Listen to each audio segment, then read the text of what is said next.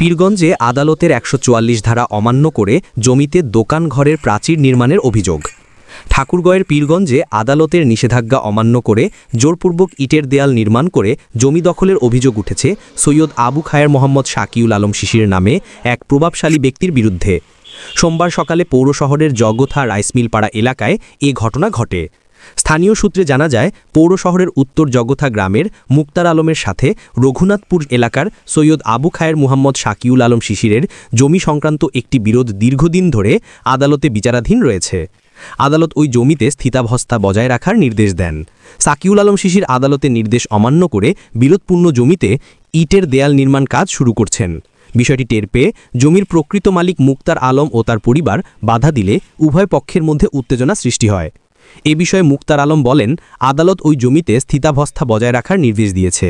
আদালতের নির্দেশ থাকা সত্ত্বেও শাকিউল আলম শিশির জমিতে ইটের দেয়াল নির্মাণ কাজ শুরু করছেন। বিষয়টি পুলিশকে জানানো হলেও তারা কোনো কিছু করছে না। তিনি দ্রুত প্রশাসনের হস্তক্ষেপ ও নিরাপত্তা নিশ্চিত করার দাবি জানিয়েছেন। আমাদের এই জমিতে ১৪৪ ধারা জারি করা আছে। আজকের শুনানির ডেট অমান্য করে তারা চলতি অবস্থায় ১৪৪ ধারা চলতি অবস্থায় তারা জমির উপরে ঘরবাড়ি নির্মাণ করছে। ১৪৪ ধারা কোর্টের আইন অমান্য করে তারা এখন প্রাচীর দিচ্ছে জমি বাড়িতে। আমি আপনাদের কাছে এটার সুষ্ঠু বিচার জন্য আবেদন করছি।